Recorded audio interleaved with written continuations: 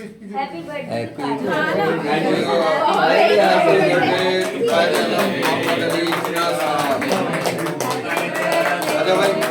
अस्सलाम वालेकुम। इस टाइम मैं मौजूद हूँ रहनुमा वेलफेयर के अरकान के साथ, जिन्होंने आज कायद-ए-आज़म रहमतुल्लाह अलैह की सालगिरह का जो है केक यहाँ पे काटा है गुलशन मेमार में। तो मेरे साथ मौजूद हैं रहनुमा वेलफेयर की मैडम सीमा हफ़ीज़। तो मैडम, इस आज जो आपने तकरीब की, तो आप इस बारे में क्या कहेंगी कि आपको ये कायद-ए-आज़म रहमतुल्लाह अलैह का 147वां यौम पैदाइश आपने मनाया, तो इस बारे में आपके क्या तासुरात हैं? थैंक यू, बहुत शुक्रिया। और ख़ुर्रम, मैं आपका बहुत शुक्रिया अदा करती हूँ कि आप मैगज़ीन की तरफ से आए और इतना टाइम निकाला। और हम हमेशा जो है हर साल कायद-ए-आज़म के मज़ार पे हाज़िरी देते हैं अपने सारे रहनुमा की टीम के साथ।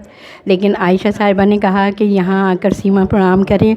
यहाँ के लोग बहुत मेहनती हैं, बहुत मोहब्बत से और बहुत एफिशिएंट हैं और सारे काम बहुत खूबसूरती से अदा करेंगे और जोश व जज्बा बहुत है यहाँ पर। तो इस वजह से इनकी ख्वाहिश के लिए हम यहाँ पर आए और अपने सारे लोगों को लेकर आए और सबका बहुत शुक्रिया अदा करते हैं कि सब इतनी दूर आए और हमारे प्रोग्राम को कामयाब बनाया।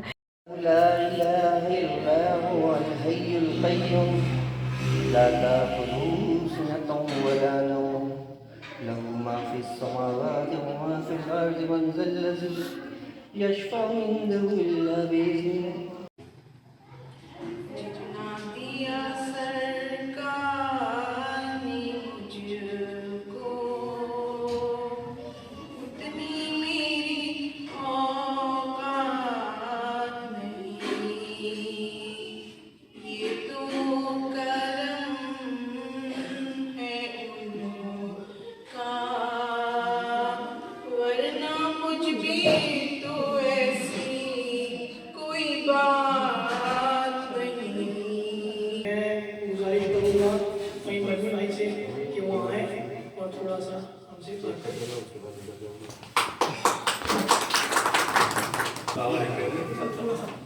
सबसे बड़ी बात जो है वो आज खुशी की ये है कि हमारे हरकल अजीज हमारे शाकिर भाई की तबीयत जो है वो बेहतर होते हुए माशाल्लाह बेहतर महसूस हो रही है। और इसमें सादा क्रेडिट जो है वो जावेद भाई को सीमा बहन को जाता है कि इन लोगों ने जिस शादी से सारा दिन मेहनत करके शाकिर भाई को हकदार किया सहयाबी से। और इसी मौके पर हम इसलिए यहाँ मौजूद हैं कि इनको सेलिब्रेट करें और बाकी मामला तो सियासी और समाजी चलते रहते हैं। ये हमारी ज़िंदगी के साथ हैं, हम इसको आगे हमसे नहीं कर सकते। ये हमारे खून में दौड़ते हैं, हमारे साथ हैं, हमारे। बहुत शुक्रिया शाकिर भाई। सबसे पहले तो आपको मुबारकबाद सेहतियाबी की। अल्लाह का शुक्र है कि आपको सेहत से हमदर्द किया। और आज की तकरीब शाकिर भाई और बहन सीमा ने जो ऑर्गेनाइज की है कायद-ए-आज़म रहमतुल्लाह अलैह के हवाले से, आज उनकी सालगिरह है और केक कटिंग तकरीब है। ये मोहतरमा आयशा सुल्ताना साहब के घर पे इन्होंने जो हमें इन्वाइट किया तो इनकी मोहब्बत हमें खींच के यहाँ गई।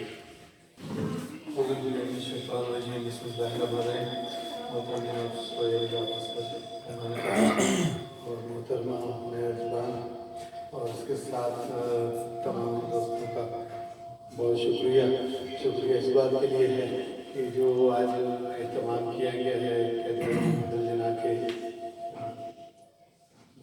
जो प्रोग्राम बनाए गए हैं। और इसके साथ आप तमाम दोस्तों की तरफ से हम मोहतरमा मैडम रहनुमा के प्रेसिडेंट इनको एक मुबारकबाद मालूम करता है कि अल्लाह ताला ने इनको एक दफ़ा बहुत खूबसूरत वही वाला शोर अता किया दोबारा से।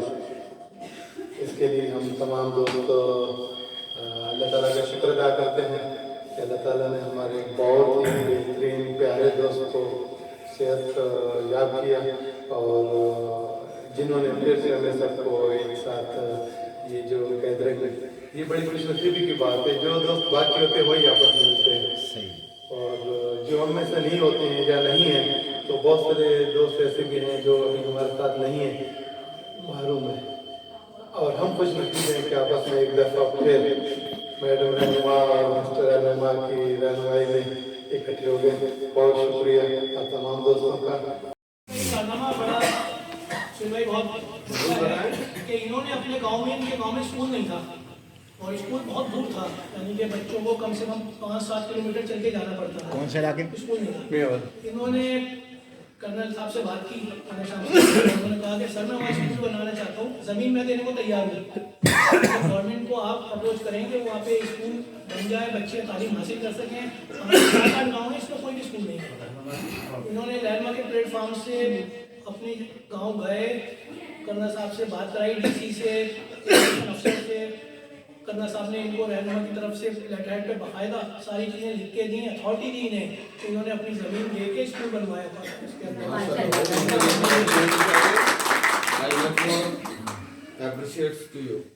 समाजी हलकों के बहुत हद किया था, समाजी हलकों में बहुत ज़्यादा मशहूर और सीनियर समाजी कारकुन नवाज रहीम भाई से कि वो एक तशरीफ लाए। उनकी तशरीफ पे आज बहुत, आज शुगर उनकी बहुत हाई हो रही है, मोहब्बत में हमारे यहाँ आ रहे हैं, और मैं उन्हें नई माइक भेजा हूँ उनके पास। बहुत शुक्रिया।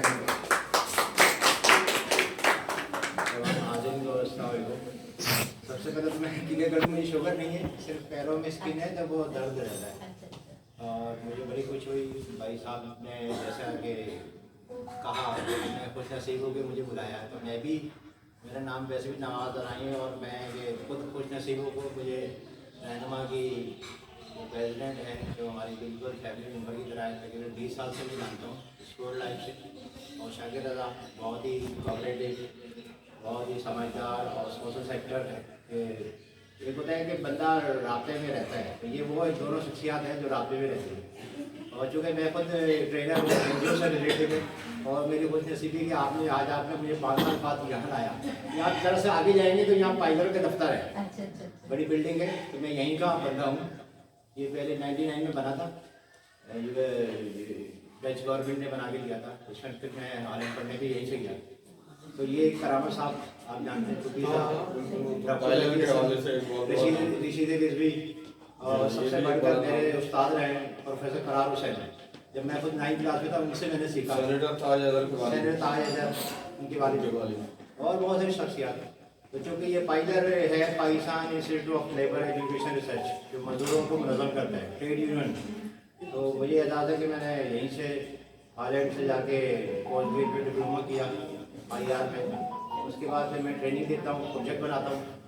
फिर मैं पावन में भी रहा हूँ, बांध बेली जवाब साथ। जब इलेक्शन की बात हुई तो मैं इलेक्शन में 3 बार मॉनिटर रहा हूँ, गवर्नमेंट ऑफ पाकिस्तान से भी, डॉक्टर कैसर बंगाली के साथ, डॉक्टर विजय पाशा, ये सब हमारे उस्ताद हैं। तो मैं अपने आप का भी स्टूडेंट नहीं समझता हूँ।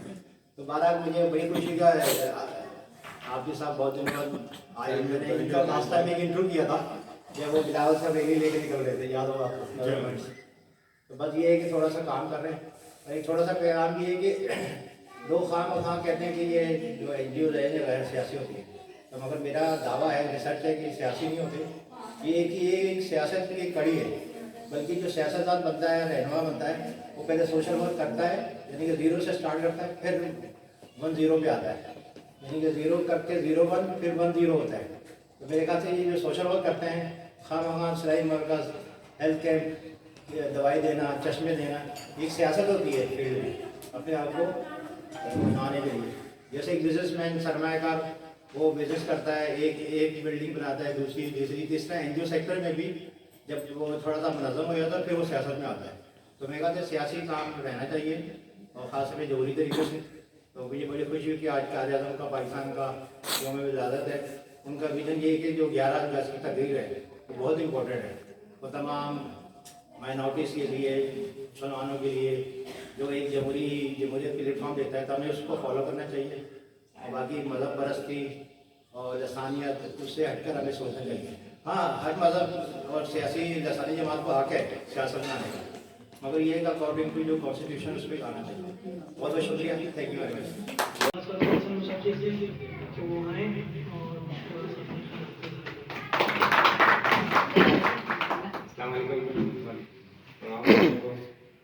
मुबारकबादी शाकिर भाई के साथ अली का जो माशाल्लाह बहुत तवील जो है ना इन्होंने इस तरह गुजारा, और इसके बाद 7-8 साल के बाद आज जैसे आपने बात ये सिलसिला दोबारा से हमने स्टार्ट किया आज में देख लेता है।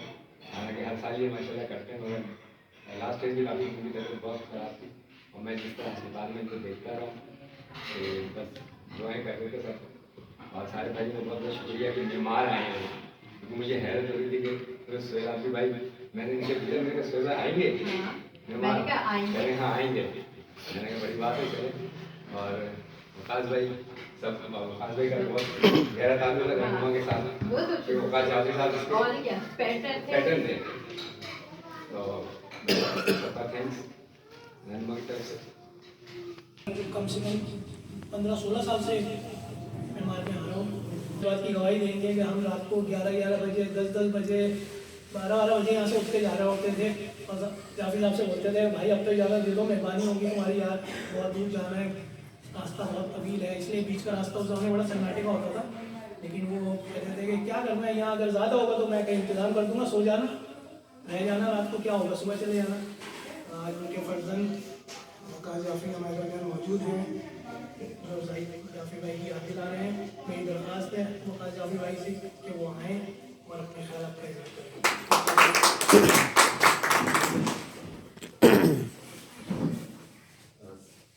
पहले तो आप सब लोगों को बहुत बहुत नहीं करते अस्सलाम वालेकुम, और आप लोगों का बहुत शुक्रिया कि जो आप लोगों ने आज भी वाले साहब को अपने दिलों में याद रखा है। और बेशक उनकी खिदमत थी और उनके जाने के बाद जो मैं कर सका वो मैं कर रहा हूँ, लेकिन ख़ास तौर पे मैंने जो कुछ काम किए हैं वो थोड़ा से वेलफेयर ऑर्गेनाइजेशन से थोड़े से मुख्तलिफ काम किए। मैं इस बात अब ये समझता हूँ आज के मौजूदा दौर में कि हम लोग ज़्यादातर जो है हर दूसरा शख्स जो है वो माशी मसाइल में जो है वो परेशानी में घिरा हुआ है।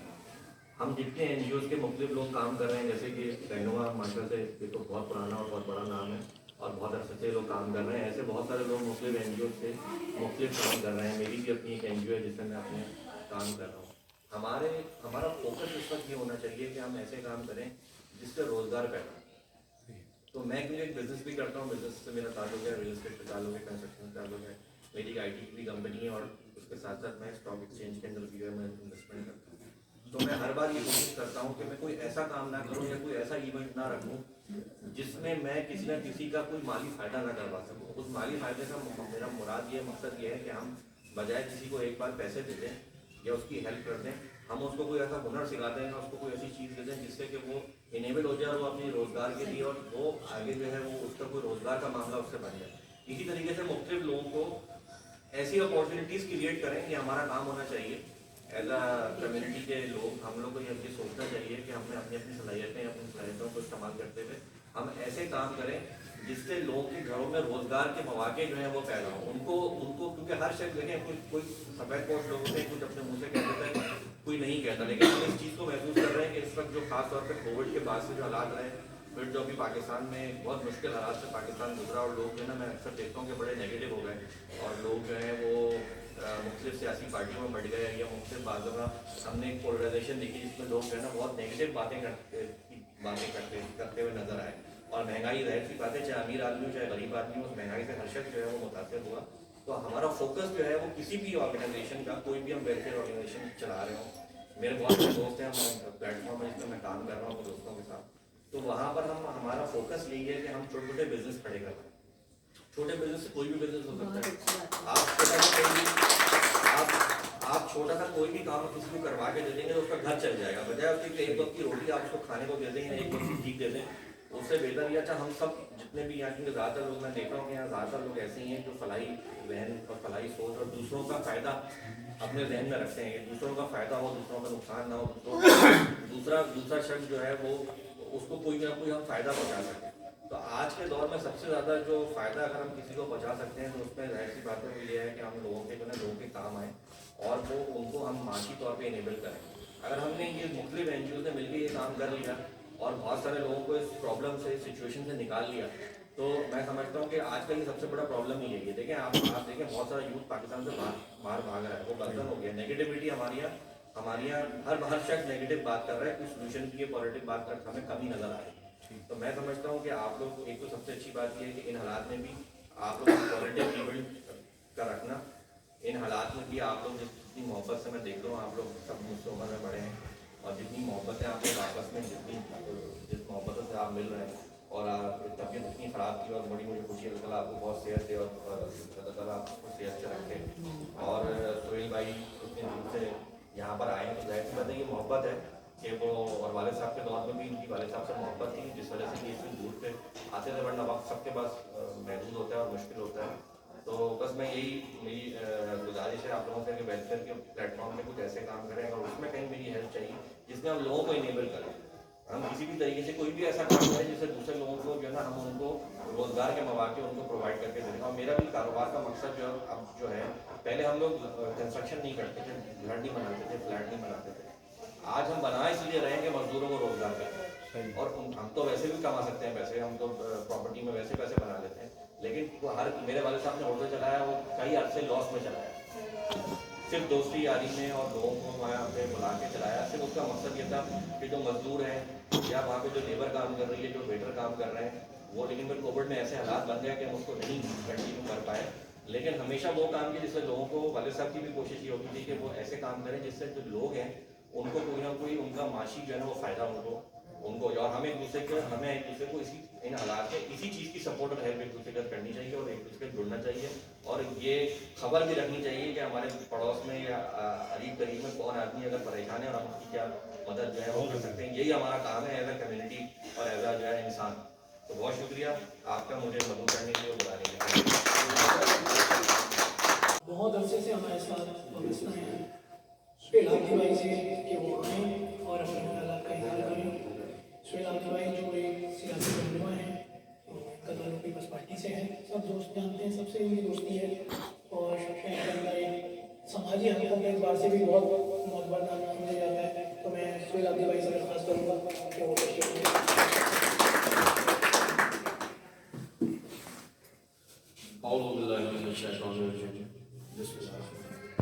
Thank you very much Shakir. पहले तो मैं ये समझता हूँ कि रहनुमा सोशल वेलफेयर ऑर्गेनाइजेशन जिसकी मोहब्बत में, सीमा की मोहब्बत में, शाकिर की मोहब्बत में और सारे दोस्त मेरे ख्याल में इन दोनों की मोहब्बत में आ जाए तो ये बानी पाकिस्तान कायदे आज़म मोहम्मद अली जिन्ना साहब का आई थिंक 147 तो 147वां यौम पैदाइश हम यहाँ रहनुमा सोशल वेलफेयर की जानिब से मना रहे हैं। तो उसके साथ ही मेरा ख्याल में जश्न सेहत शाकिर का भी आज हम मनाते हैं और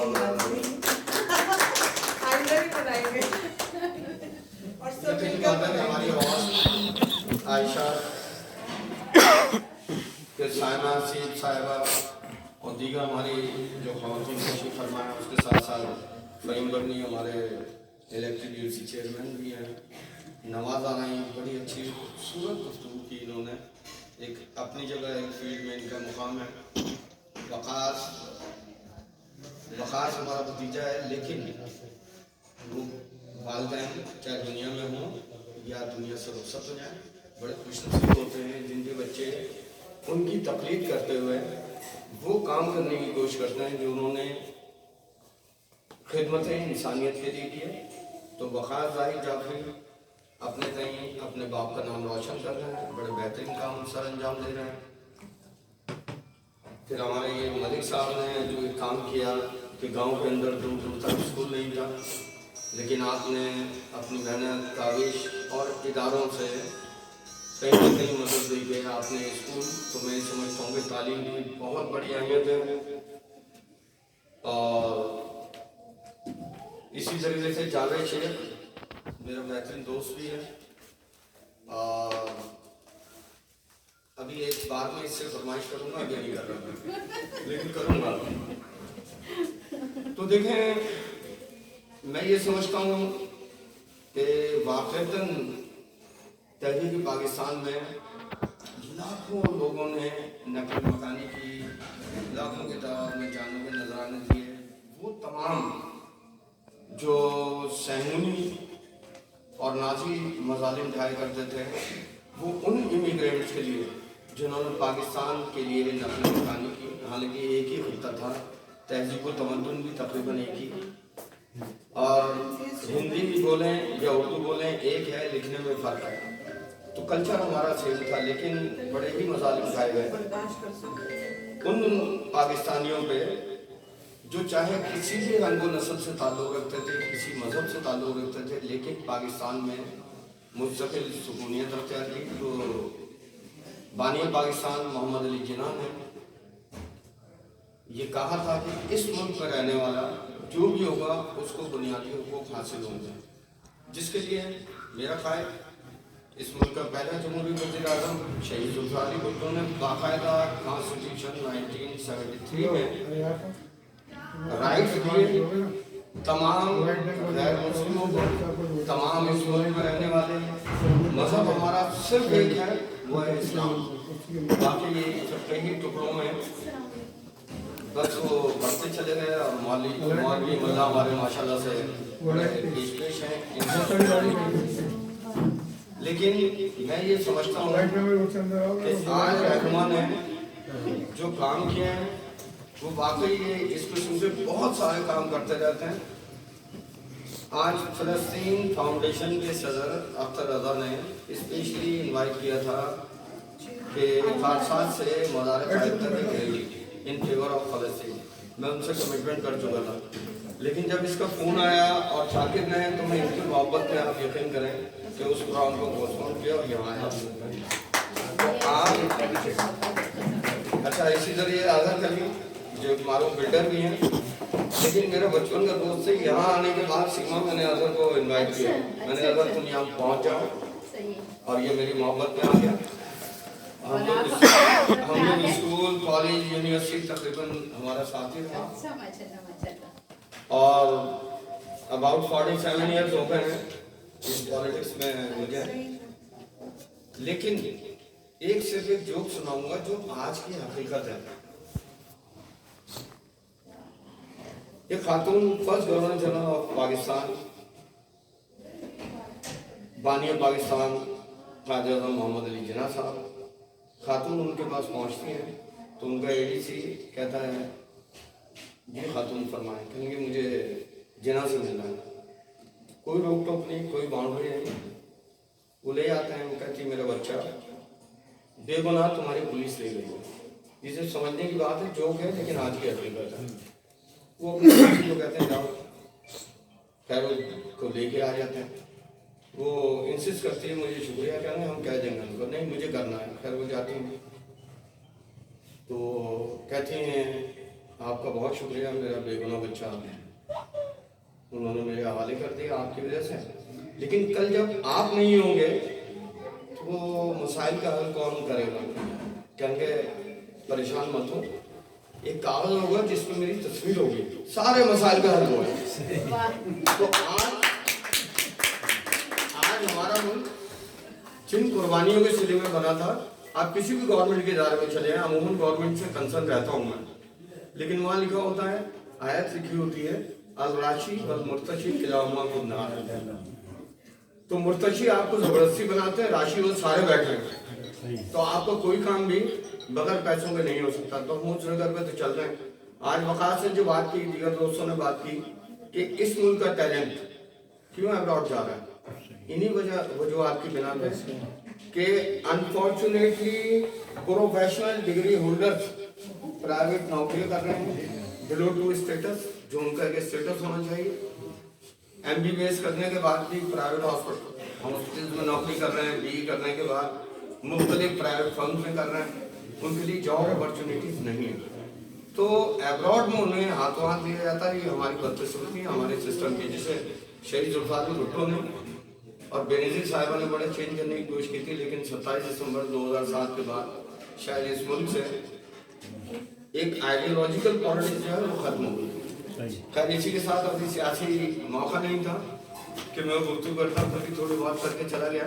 लेकिन हम सब यहाँ जो बैठे हैं, चाहे पॉलिटिकल हमारी रिकग्नाइजेशन है, लेकिन एक्चुअल सर्विंग ऑफ ह्यूमन आइए ये हमारे इनको भी अभी अर्जेंट मैंने 5 दिन पहले बुलाया है।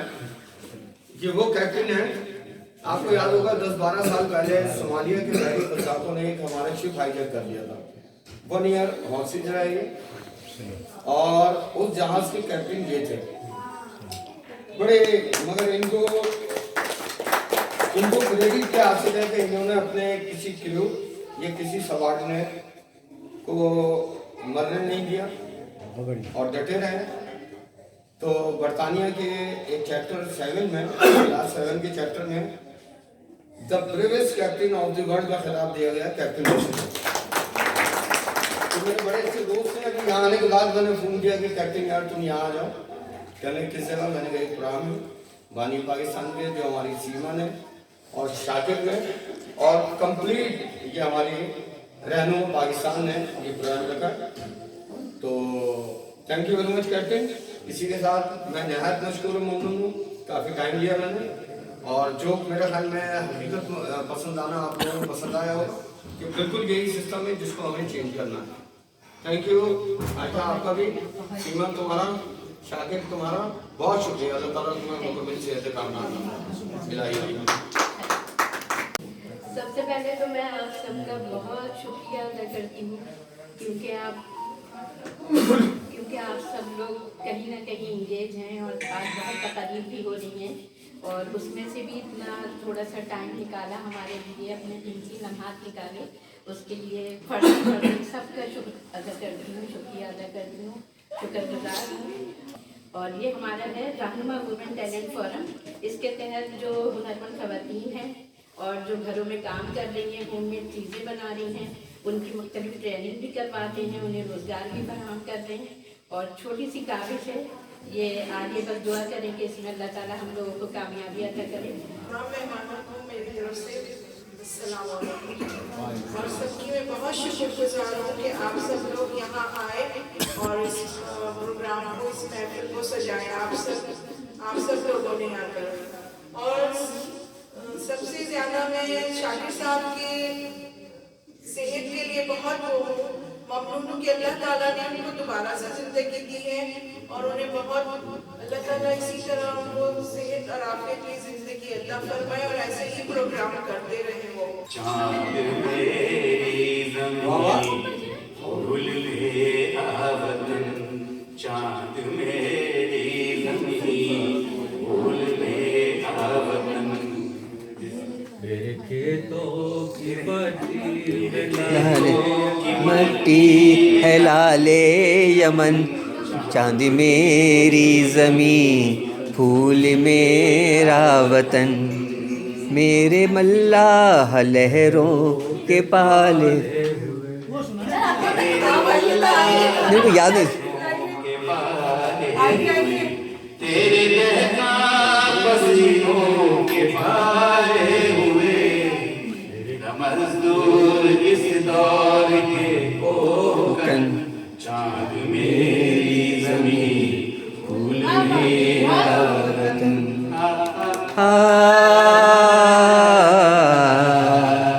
ला ला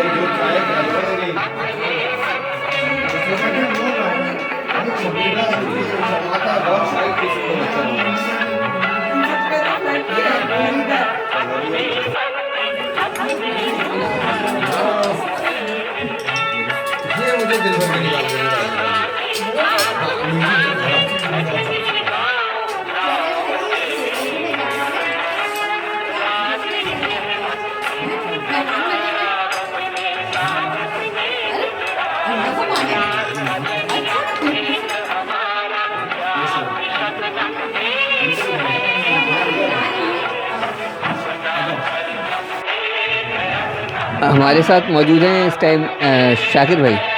अभी किडनी का ऑपरेट हुआ, एक किडनी इनकी रिमूव कर दी गई। उसके बाद जो है आज इस ऑपरेशन के बाद आज इन्होंने जो है वो पहली तकरीब अरेंज की। तो शाकिर भाई, कायद-ए-आज़म रहमतुल्लाह अलैह के हवाले से आप क्या पैगाम देना चाहेंगे? मसला ये है कि हम तो हर साल इस मौके पे कोई ना कोई तकरीब ज़रूर रखते हैं और कायद-ए-आज़म मोहम्मद अली जिन्ना का यौम विलादत बड़े जोश व खरोश से बनाते हैं, शान शान तरीक़े से बनाते हैं। इस दफ़ा हमने ये तकरीब मेमार में रखी और मेमार वालों ने बहुत हौसला अफजाई दी, बहुत मोहब्बत दी। मेमार वालों ने इज़्ज़त दी कि वो बहुत बड़ी तादाद में यहाँ शरीक हुए और इस तकरीब को बहुत अच्छी तरह उन्होंने सेलिब्रेट किया और आने वाली नस्ल को ये समझाना चाहते हैं, ये बताना चाहते हैं कि पाकिस्तान बनाने में जो मसाइल दरपेश आए और क़ायद मोहम्मद अली जिन्ना ने किस तरह मेहनत करके ये वतन हासिल हमारे लिए किया था, जो अब हमारे पास है, हमारे हवाले है। नौजवान नस्ल को चाहिए कि पाकिस्तान से मोहब्बत करे और पाकिस्तान की तरक्की और खुशहाली के लिए अपना फ़र्ज़ अंजाम दे। शुक्रिया। मौजूद हैं इस तकरीब की मेज़बान मैडम आयशा, जिन्होंने यहाँ पे जो है एक बहुत बड़ा इवेंट अपने घर में मुनक़िद किया और रहनुमा वेलफेयर की जो है ये गिडाप टाउन की सदर, जिसकी सदर भी हैं और यहाँ पे इन्होंने अपने लजीज़ खाने भी, जो भी आप वीडियो में देख रहे हैं कि हमने जो मुख्तलिफ़ चीज़ें खाई, वो सब इन्होंने हमें जो है अपने हाथों से बना के खिलाई। तो मैडम आयशा, आप इस बारे में, आज की जो तकरीब है इसके बारे में मुख्तसरन क्या कहना चाहेंगी? मैं इस बारे में ये कहना चाहूँगी और मुझे बहुत खुशी हो रही है कि सीमा शाकिर ने मुझे इस काबिल समझा कि उन्होंने मुझे इस काम के लिए चुना और उन्होंने मुझे यहाँ पे एक मौका दिया, तो मैंने उसको कबूल किया और बहुत अच्छा इवेंट रहा है, बहुत अच्छा प्रोग्राम हुआ है और अल्लाह ताला शाकिर भाई को और बहुत सी तरक्कियाँ और सेहत अता फरमाए जी। और बस मैं ये चाहूँगी कि हम जो काम मिला है, तो जो हम काम करें तो अपनी मेहनत और ईमानदारी के साथ करें।